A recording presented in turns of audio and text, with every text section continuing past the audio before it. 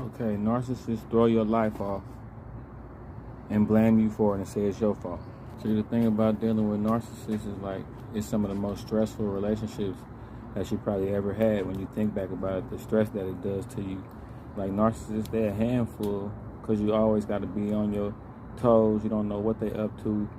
You know what I'm saying? 50% of you is kind of spooked the whole time while you're around them because it's like they so unpredictable.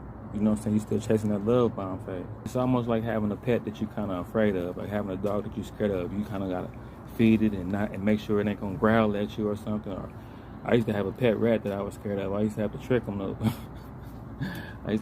put the food in there, but it's kind of like it was more stressful to own the pet than it was to even enjoy having the pet. That's kind of how it is with a narcissist.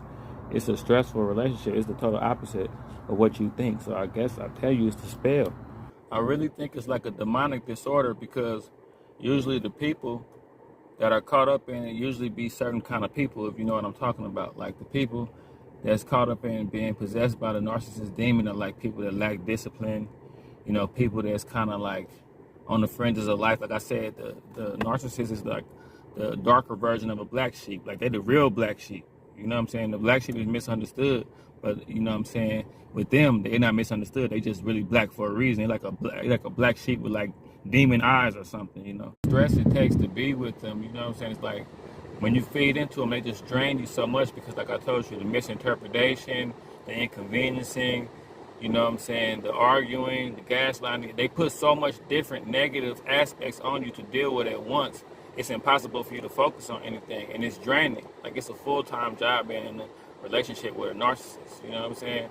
And like you'll see, like when you get away from them, that's what it lets you know how draining it was. When you get some clarity and you start coming back to yourself, you'll be like, damn, like you'll realize you was in a nightmare. You'll realize how hard it was on your hygiene, your soul, your energy. I'm telling you, it's scary. When you really think about it, you was in a spell. You think about spells and everything. This is the closest thing to a demonic spell that you'll feel. I'm telling you. Oh, that's why your life will be thrown off, because you're gonna forget about all kind of stuff that you was focused on before, because they're gonna consume you in a bad way. They're very consuming in a very bad way, and you'll forget about everything else you was doing. You know what I'm saying? That's why I said when you get rid of them, you got a lot of catching up to do and a lot of healing to do.